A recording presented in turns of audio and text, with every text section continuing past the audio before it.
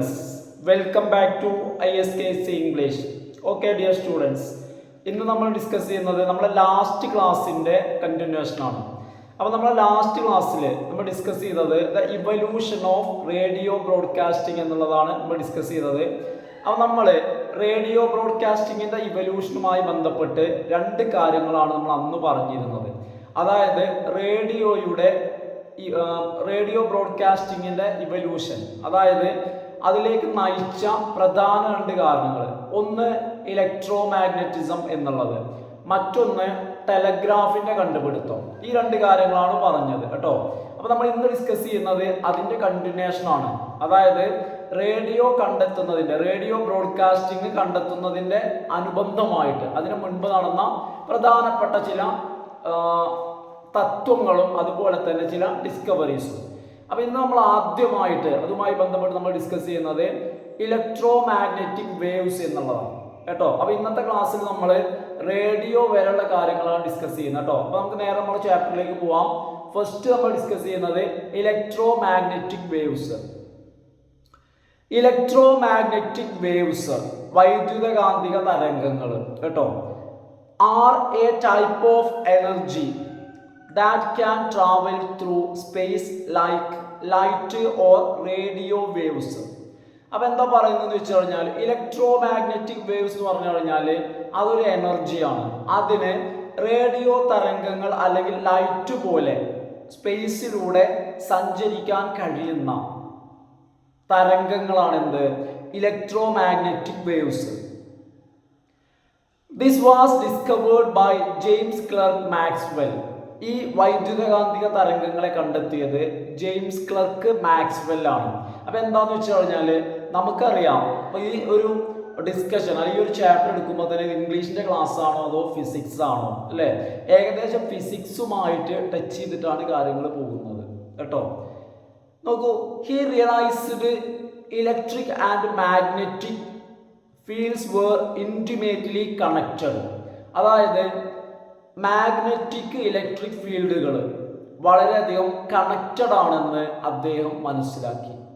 He developed a set of equations to show how they could interact with each other. അതായത് electric magnetic ഫീൽഡുകൾ എങ്ങനെ interact ചെയ്യുന്നു അല്ലെങ്കിൽ അവ എന്തുമാത്രം ബന്ധപ്പെട്ടിരിക്കുന്നു, ഇത് കാണിക്കുന്നതിന് വേണ്ടി ഏതാനും ഇക്വേഷൻസ്, ഏതാനും തിയറീസ് അല്ലെങ്കിൽ സൂത്രവാക്യങ്ങൾ അദ്ദേഹം ഡെവലപ്പ് ചെയ്തു.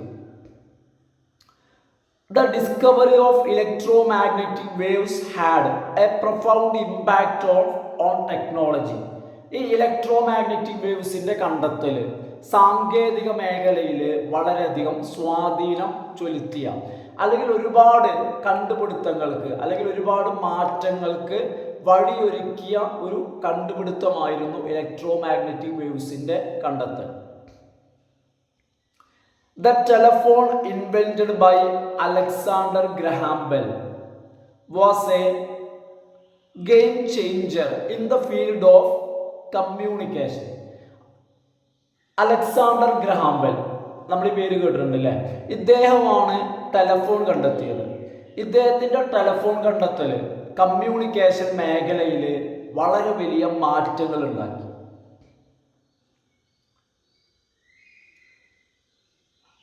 നോക്കൂ, നെക്സ്റ്റ് നമ്മൾ പറയുന്നതാണ് കേട്ടോ ടെലഫോൺ. അതായത് ഇലക്ട്രോ മാഗ്നറ്റിക് വേവ്സ് കഴിഞ്ഞു, നെക്സ്റ്റ് ഹെഡിങ് ആണ് ദ ടെലഫോൺ. ഞാൻ ആ ഹെഡിങ് പറയാൻ വിട്ടുപോയി കേട്ടോ. അപ്പൊ അടുത്തത് ടെലഫോൺ ആണ്. ആരാ ടെലഫോൺ കണ്ടെത്തിയത്?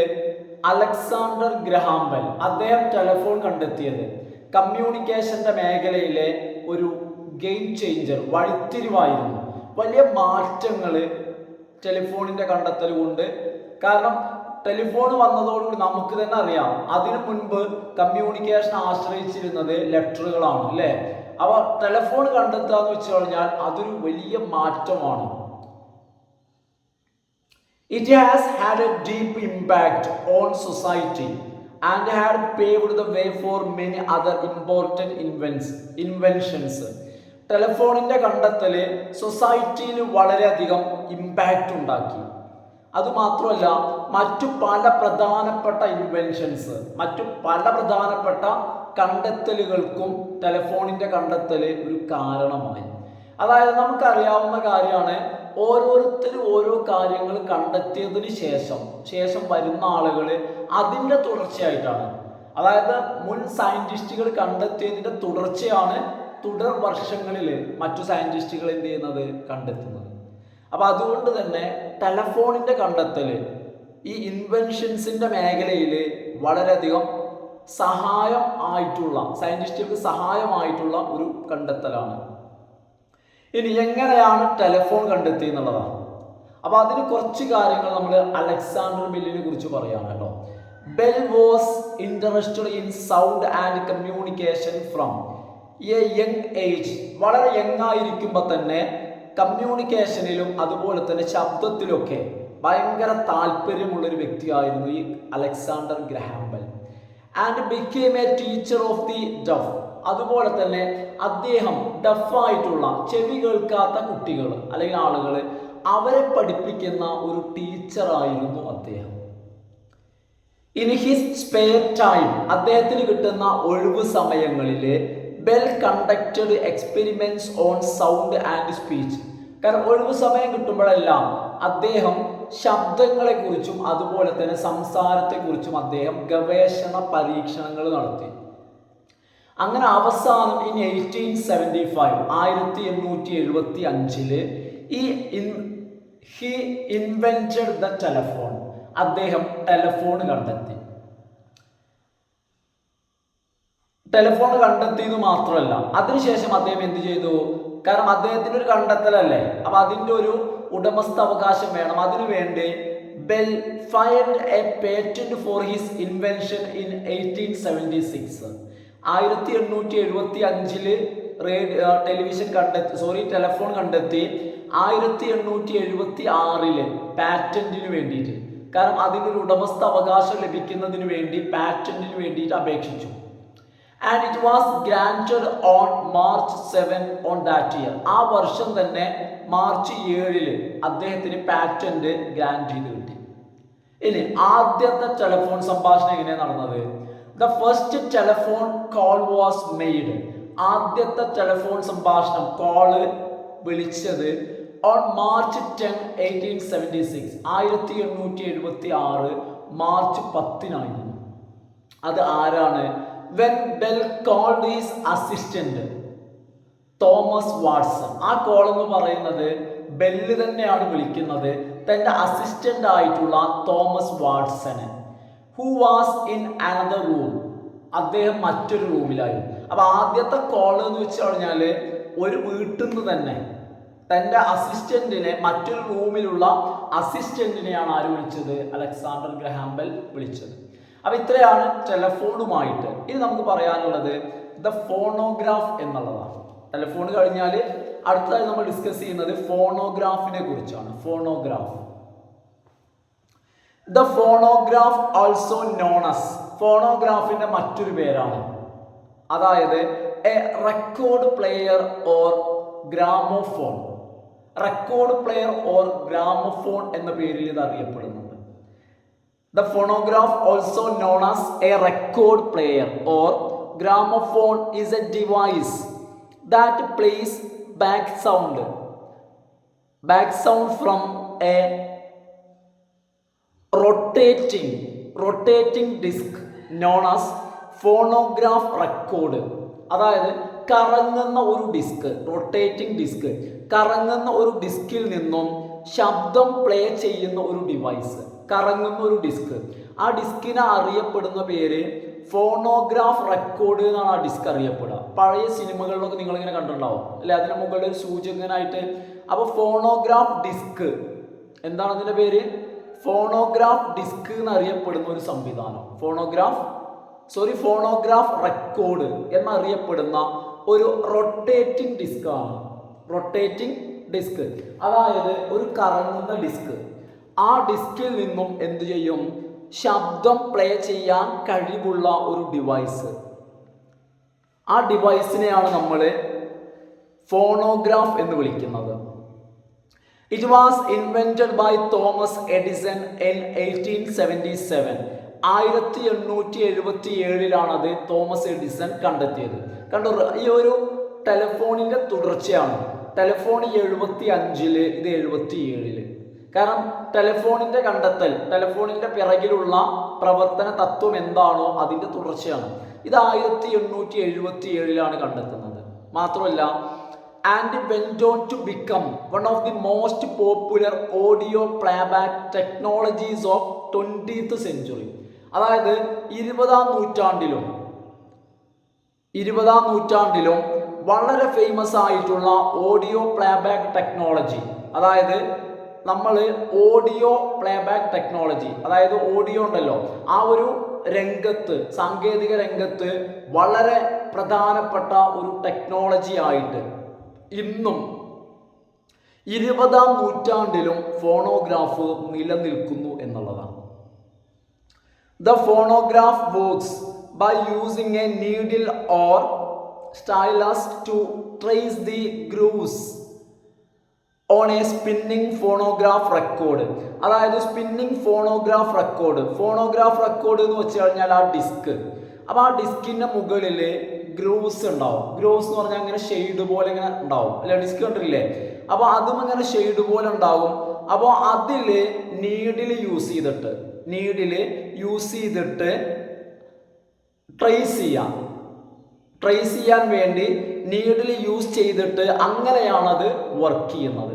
The phonograph works by using a needle or stylus to trace the grooves on a spinning phonograph record. അപ്പോൾ സ്പിന്നിങ് ഫോണോഗ്രാഫ് റെക്കോർഡ്, ആ ഒരു റൊട്ടേറ്റ് ചെയ്യുന്ന, സ്പിൻ ചെയ്യാൻ കറങ്ങുന്ന ഡിസ്ക്, ആ ഡിസ്കിന് മുകളിൽ ഇങ്ങനെ ഗ്രൂവ്സ് ഉണ്ടായിരിക്കും. ഗ്രൂവ്സ് എന്ന് പറഞ്ഞാൽ ഇങ്ങനെ ഷെയ്ഡുകൾ അല്ലെങ്കിൽ മാർക്കുകൾ, ഗ്രൂവ്സ് ഉണ്ടായിരിക്കും. അത് എന്ത് ചെയ്യാണ്? ഒരു നീഡിൽ ഉപയോഗിച്ചിട്ട് ഷെയ്ഡ് ചെയ്തിട്ട് അങ്ങനെയാണ് അതിൻ്റെ ഒരു വർക്ക് ചെയ്യുന്ന രീതി. The first commercially successful phonograph was, commercially വിജയകരമായിട്ടുള്ള, വാണിജ്യപരമായിട്ട് സക്സസ്ഫുൾ ആയിട്ടുള്ള ആദ്യത്തെ ഫോണോഗ്രാഫ് ഡിസ്ക്, ആദ്യത്തെ phonograph was introduced in 1887 by Emile Berliner. അതായത് 1887 എമിലി ബെർലിനർ ആണ് ആദ്യത്തെ കൊമേഴ്ഷ്യലി സക്സസ്ഫുൾ ആയിട്ടുള്ള, വിജയമായിട്ടുള്ള ആദ്യത്തെ ഫോണോഗ്രാഫ് 1887 എമിലി ബെർലിനർ ആണ് ഇൻട്രൊഡ്യൂസ് ചെയ്തത്. നോക്കൂ, അടുത്തതാണ് നമ്മളെ ഈ ചാപ്റ്ററിന്റെ ടൈറ്റിലായിട്ടുള്ള റേഡിയോയുടെ കണ്ടെത്തൽ. അപ്പം ഇനി നമ്മൾ ഡിസ്കസ് ചെയ്യുന്നത് റേഡിയോയുടെ കണ്ടെത്തലിനെ കുറിച്ചാണ്. The radio, Guglielmo Marconi. അപ്പോൾ റേഡിയോ കണ്ടെത്തിയ ആളാണ് ആര്? Guglielmo Marconi. അപ്പോൾ was an Italian inventor who is credited with developing the first practical radio transmission system. അതായത് ആദ്യമായിട്ട് first practical radio transmission system കണ്ടെത്തിയതിൻ്റെ ക്രെഡിറ്റ് ഇറ്റലിക്കാരനായിട്ടുള്ള ഗുഗ്ലെൽമോ മാർക്കോണിക്കാണ് അതിൻ്റെ ക്രെഡിറ്റ്. അതായത് റേഡിയോ കണ്ടെത്തി first practical radio transmission system. അപ്പോൾ എന്താണെന്ന് വെച്ച് കഴിഞ്ഞാൽ ഞാൻ നേരത്തെ പറഞ്ഞു, അതായത് ഈ റേഡിയോയുടെ കണ്ടെത്തൽ എന്ന് വെച്ച് കഴിഞ്ഞാൽ ഒറ്റയടിക്ക് ഇങ്ങോട്ട് എത്തിയതല്ല. പല സയന്റിസ്റ്റുകൾ പല കാര്യങ്ങൾ, പ്രധാനമായിട്ട് Michael Faraday, James Clerk Maxwell, അതുപോലെ തന്നെ ഇത്തരം പല സയന്റിസ്റ്റുകൾ പല കാര്യങ്ങൾ കണ്ടെത്തി. അതിൻ്റെ മുകളിൽ, കാരണം ആ കാര്യങ്ങളെ ബേസ് ചെയ്തിട്ട് അപ്പോൺ ദാറ്റ് ഇൻവെൻഷൻസ്, ആ കണ്ടെത്തലുകൾ ഉണ്ടല്ലോ, അവയ്ക്കുമേൽ അവ വെച്ചുകൊണ്ട് അല്ലെങ്കിൽ അവയെ ബേസായിട്ട് എടുത്തുകൊണ്ട് മാർക്കോണി ഗവേഷണം നടത്തി കേട്ടോ. Marconi's work was built upon, മാർക്കോണിയുടെ വർക്ക്, അതായത് മാർക്കോണിയുടെ പ്രവർത്തനങ്ങൾ എന്ന് വെച്ച് കഴിഞ്ഞാൽ built upon the earlier discoveries of, അതായത് മുൻപത്തെ ഡിസ്കവറീസ് ഉണ്ടല്ലോ, മുൻപത്തെ കണ്ടെത്തലുകൾ എന്താണോ അതിനു മുകളിലാണ്, അല്ലാതെ ഒന്നിൽ തുടങ്ങിയ ആളല്ല മാർക്കോണി.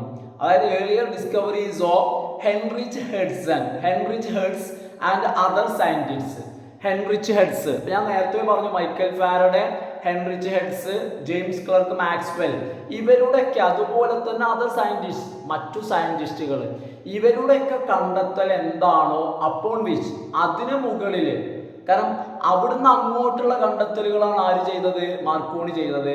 അങ്ങനെ in the late 1800s Marconi began experimenting with wireless communication.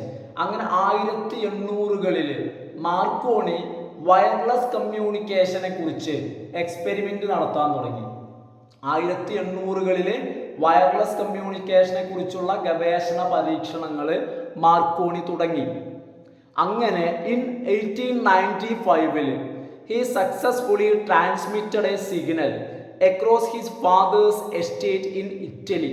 അങ്ങനെ 1895 മാർക്കോണി വിജയകരമായിട്ട് തൻ്റെ അച്ഛൻ്റെ എസ്റ്റേറ്റിലൂടെ ഒരു സിഗ്നലിനെ ട്രാൻസ്മിറ്റ് ചെയ്തു. 1895 covering A distance of about 1.5 miles. ആ ഒരു സിഗ്നല് വളരെ വിജയകരമായിട്ട് 1.5 മൈൽസ് ഡിസ്റ്റൻസ് കവർ ചെയ്തു, 1.5 മൈൽ ദൂരം. ഹി കണ്ടിന്യൂഡ്, പക്ഷെ അവിടെ നിർത്തിയില്ല. കാരണം 1.5 മൈൽ ദൂരം കവർ ചെയ്താൽ പോരാ, അല്ലേ? അതായത് ഈ തരംഗങ്ങൾ എന്ത് ചെയ്യണം? വളരെ വ്യാപകമായിട്ട് എന്ത് ചെയ്യണം? കവർ ചെയ്യണം, അല്ലെങ്കിൽ ട്രാൻസ്മിറ്റ് ചെയ്യണം. പക്ഷെ അദ്ദേഹം എന്ത് ചെയ്തു? He continue to refine his system. അദ്ദേഹത്തിന് ആ സംവിധാനം ഉണ്ടല്ലോ, 1.5 മൈലൊന്നും സഞ്ചരിച്ചാൽ പോല, അതുകൊണ്ട് അദ്ദേഹത്തിന് ആ സിസ്റ്റത്തെ അദ്ദേഹം റിഫൈൻ ചെയ്തു. അദ്ദേഹം ഇങ്ങനെ പോളിഷ് ചെയ്തു, അല്ലെങ്കിൽ ശുദ്ധീകരിച്ചെടുക്കുക, ഇങ്ങനെ പുതുക്കുക, ഡെവലപ്പ് ചെയ്യുക. എങ്ങനെ? Using increasingly sophisticated equipment to transmit and receive signals. സിഗ്നൽസിനെ ട്രാൻസ്മിറ്റ് ചെയ്യുന്നതിനും അതുപോലെ തന്നെ റിസീവ് ചെയ്യുന്നതിനുമായി അദ്ദേഹം സൊഫിസ്റ്റിക്കേറ്റഡ് ആയിട്ടുള്ള നൂതനമായിട്ടുള്ള ഇക്വിപ്മെന്റ്സ്, അതായത് അദ്ദേഹം സജ്ജീകരണങ്ങൾ ഇങ്ങനെ മാറ്റി പുതിയ സജ്ജീകരണങ്ങൾ ഉപയോഗിച്ചുകൊണ്ട് തൻ്റെ പരീക്ഷണങ്ങൾ തുടർന്നുകൊണ്ടേയിരുന്നു. അങ്ങനെ in 1901 Marconi made history by sending a radio signal across Atlantic Ocean. Atlantic സമുദ്രത്തിന് കുറുകെ ഒരു സിഗ്നലിനെ ട്രാൻസ്മിറ്റ് ചെയ്തുകൊണ്ട് മാർക്കോണി ചരിത്രം കുറിച്ചു. അതും എവിടുന്ന് എങ്ങോട്ടാ? ഫ്രം കോൺവോൾ ഇൻ ദ യുകെയിലെ യുണൈറ്റഡ് കിങ്ഡം, യുകെയിലെ കോൺവാളിൽ നിന്നും ടു ന്യൂ ഫൗണ്ട്ലാൻഡ് ഇൻ കാനഡയിലെ ന്യൂ ഫൗണ്ട്ലാൻഡിലേക്കാണ് ആ ഒരു സിഗ്നലിനെ അറ്റ്ലാന്റിക് ഓഷ്യന് മുകളിലൂടെ അദ്ദേഹം ട്രാൻസ്മിറ്റ് ചെയ്തത്. ദിസ് അച്ചീവ്മെന്റ് ഡെമോൺസ്ട്രേറ്റഡ്, ഈ ഒരു നേട്ടം ഡെമോൺസ്ട്രേറ്റ് ചെയ്യുന്നു, അതായത് ഇത് ഡെമോ ചെയ്യുന്നു, ഈ ഒരു അച്ചീവ്മെന്റ് കാണിക്കുന്നത് എന്താണ്? ഇതിലൂടെ കാണിക്കുന്നത് the feasibility of using radio waves for long distance communication. അതായത് ലോങ് ഡിസ്റ്റൻസ് കമ്മ്യൂണിക്കേഷന് വേണ്ടി, വിദൂര ആശയവിനിമയത്തിന് വേണ്ടി ഇലക്ട്രോ മാഗ്നറ്റിക് വേവ്സിനെ ഉപയോഗിക്കാമെന്ന് ഈ ഒരു പരീക്ഷണം തെളിയിച്ചു, അല്ലേ? ഇത് എന്ത് ചെയ്യാണ്? ഇത് ഡെമോൺസ്ട്രേറ്റ് ചെയ്യുന്നത് എന്താണ്? ഡെമോൺസ്ട്രേറ്റ് ചെയ്യുന്നത് feasibility of using radio waves, radio തരംഗങ്ങളെ, radio waves for long distance communication. Long distance കമ്മ്യൂണിക്കേഷന് റേഡിയോ വേവ്സിനെ ഉപയോഗിക്കുന്നത് ഫീസിബിൾ, പ്രായോഗികമാണ്, നടക്കുന്ന കാര്യമാണെന്ന് ഇവിടെ അദ്ദേഹം ഡെമോൺസ്ട്രേറ്റ് ചെയ്തു. And it paved the way for the development of the modern radio broadcasting industry. അതായത് ആധുനിക റേഡിയോ ബ്രോഡ്കാസ്റ്റിംഗ് ഇൻഡസ്ട്രി, അതിൻ്റെ തുടക്കത്തിന് സഹായിച്ചത് അദ്ദേഹത്തിൻ്റെ ഈ ഒരു കണ്ടെത്തലായിരുന്നു. It paved the way for the development of the modern radio broadcasting industry. ഇത്രയാണ് ആര് കണ്ടെത്തിയ കാര്യങ്ങൾ? മാർക്കോണി കണ്ടെത്തിയത്. ഇനി ഇതിൻ്റെ ബാക്കി, കാരണം മാർക്കോണി കണ്ടെത്തിയ കാര്യം എന്താണെന്ന് വെച്ച് കഴിഞ്ഞാൽ റേഡിയോ വേവ്സിനെ ഡിസ്റ്റൻസ് കമ്മ്യൂണിക്കേഷന് വേണ്ടി ഉപയോഗിക്കാം. ഇനി ഇതിൻ്റെ തുടർച്ചയായിട്ട് ശബ്ദത്തെ ട്രാൻസ്മിറ്റ് ചെയ്തത് ആരാ? അതെന്നാണ് നടന്നത്? അതാണ് പറയുന്നത് കേട്ടോ. The first public broadcast of the voice, അതായത് ശബ്ദത്തെ വോയിസ് സിംഗിങ്, അതായത് പാടുന്ന ശബ്ദം, അതായത് സിംഗിങ് വോയിസിനെ ആദ്യമായിട്ട് ബ്രോഡ്കാസ്റ്റ് ചെയ്തത് ആ ശബ്ദം ഇതായിരുന്നു. Silent Night was on Christmas Eve in 1906. 1906 ക്രിസ്മസിന്റെ തലേ വൈകുന്നേരത്താണ് ആദ്യമായിട്ട് ശബ്ദ സന്ദേശത്തെ സിംഗിങ് വോയിസ് പബ്ലിക്കായിട്ട് ബ്രോഡ്കാസ്റ്റ് ചെയ്തത്.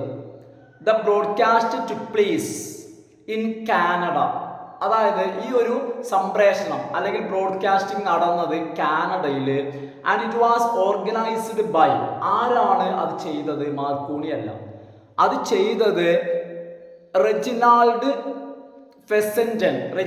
ഫെസൻഡൻ എന്ന് പറയുന്ന എ കനേഡിയൻ ഇൻവെന്റർ, ഒരു കനേഡിയൻ ഇൻവെന്റർ ആയിട്ടുള്ള Reginald Fessenden who had been experimenting with radio communication. അപ്പൊ ഇദ്ദേഹം ഒരു ഇൻവെന്റർ ആണ്, കണ്ടുപിടുത്തങ്ങൾ നടത്തിക്കൊണ്ടിരിക്കുന്ന വ്യക്തിയാണ്. ഇദ്ദേഹം റേഡിയോ കമ്മ്യൂണിക്കേഷനുമായി ബന്ധപ്പെട്ട് എക്സ്പെരിമെന്റ്സ് നടത്തിക്കൊണ്ടിരിക്കുന്ന ഒരു ഇൻവെന്റർ ആണ്. അദ്ദേഹമാണ് ആദ്യമായിട്ട് 1906 വോയിസ് സിംഗിങ് ഒരു പബ്ലിക് ബ്രോഡ്കാസ്റ്റ് ചെയ്തത്. ദ ബ്രോഡ്കാസ്റ്റ് വാസ്, ആദ്യത്തെ ബ്രോഡ്കാസ്റ്റ് ആണ്, അതുകൊണ്ട് തന്നെ the broadcast was not perfect. ആ ബ്രോഡ്കാസ്റ്റ് അത്ര അങ്ങോട്ട് പെർഫെക്റ്റ് ആയിരുന്നില്ല, ചില പോരായ്മകളൊക്കെ ഉണ്ടായിരുന്നു. The signal was weak and the quality of the sound was poor. എന്തൊക്കെയാണ് പ്രശ്നങ്ങൾ ഉണ്ടായിരുന്നത്? അതായത് അതിന്റെ സിഗ്നൽ കുറച്ച് വീക്കായിരുന്നു. അതുപോലെ തന്നെ ശബ്ദ ക്വാളിറ്റി വളരെ പുവറായിരുന്നു. ശബ്ദത്തിന് നല്ല ക്വാളിറ്റി, അതായത് ക്ലാരിറ്റിയോ ക്ലിയർനെസ്, വ്യക്തതയൊന്നും ഉണ്ടായിരുന്നില്ല. എന്നാൽ എങ്ങനെയൊക്കെ ആണെങ്കിലും ശരി,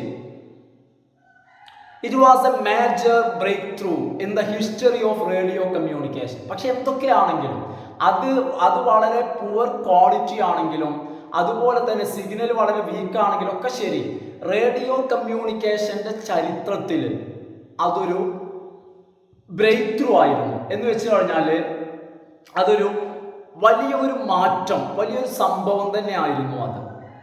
ഫെസൻഡൻസ് experiment paved the way for the development of modern radio broadcasting.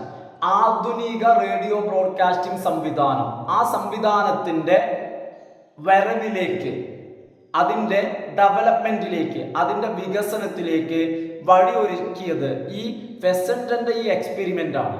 അതായത് ഇപ്പൊ എന്താന്ന് വെച്ചാൽ മാർക്കോണി കണ്ടെത്തിയതിന്റെ തുടർച്ചയായിട്ടാണ് എന്ത് ചെയ്തത്? ഫെസൻഡൻ എന്ത് ചെയ്തത്? വോയിസ് ബ്രോഡ്കാസ്റ്റ് ചെയ്തത്. അപ്പൊ ഈ ഒരു ഫെസൻഡന്റെ ഈ ഒരു ബ്രോഡ്കാസ്റ്റിംഗ് ആണ് മോഡേൺ റേഡിയോ ബ്രോഡ്കാസ്റ്റിംഗിന്റെ ഡെവലപ്മെന്റിലേക്ക് വഴിയൊരുക്കിയത്. ഇങ്ങനെയാണ് ഇന്നത്തെ റേഡിയോ സംവിധാനം നിലവിൽ വന്നത്. ടുഡേ, ഇന്ന് ഇപ്പൊ നമ്മൾ ഈ പറഞ്ഞ ഫെസൻഡന്റെ ആ ഒരു ബ്രോഡ്കാസ്റ്റിംഗ് ഉണ്ടല്ലോ, അതിന്റെ തുടർച്ചയാണ് നമ്മൾ ഇന്ന് കണ്ടുകൊണ്ടിരിക്കുന്ന റേഡിയോ സംവിധാനം. ഏത്? ടുഡേ. ഇന്ന് അതിന്റെ ഒരു തുടർച്ചയായിട്ട് we can listen to music, news and other programming over airways, അല്ലെ? എയർവേവ്സിലൂടെ ഈ എയർവേവ്സിലൂടെ, അതായത് വായുവിലൂടെയുള്ള തരംഗങ്ങളിലൂടെ നമുക്കിന്ന് വ്യത്യസ്തമായിട്ടുള്ള പ്രോഗ്രാമുകൾ, ന്യൂസുകൾ, മ്യൂസിക്, അങ്ങനെ വൈവിധ്യങ്ങളായിട്ടുള്ള പ്രോഗ്രാമുകൾ കേൾക്കാൻ നമുക്കിന്ന് സാധിക്കും. But it all began with the first public broadcast of the voicing. പക്ഷെ ഇതിൻ്റെയൊക്കെ തുടക്കം എന്ന് പറയുന്നത് ആദ്യ ശബ്ദ സന്ദേശത്തിന്റെ ബ്രോഡ്കാസ്റ്റിംഗ് ഏതായിരുന്നു? അത് singing silent night over the radio more than A century ago. അതായത് ഏകദേശം നമ്മൾ ഇന്ന് പറയുകയാണെങ്കിൽ ഒരു നൂറ്റാണ്ടുകൾക്ക് മുൻപ് 100 വർഷങ്ങൾക്ക് മുൻപ് ഫെസഡന്റെ സൈലന്റ് നൈറ്റ് വേ എന്ന് പറയുന്ന ആ ഒരു ശബ്ദ സന്ദേശത്തിലൂടെയാണ് ഇന്നത്തെ വൈവിധ്യമായിട്ടുള്ള പ്രോഗ്രാം കേൾക്കാൻ കഴിയുന്ന അവസ്ഥയിലേക്ക് ആധുനിക റേഡിയോ ബ്രോഡ്കാസ്റ്റിംഗ് സിസ്റ്റം ഡെവലപ്പ് ചെയ്തു വന്നത്.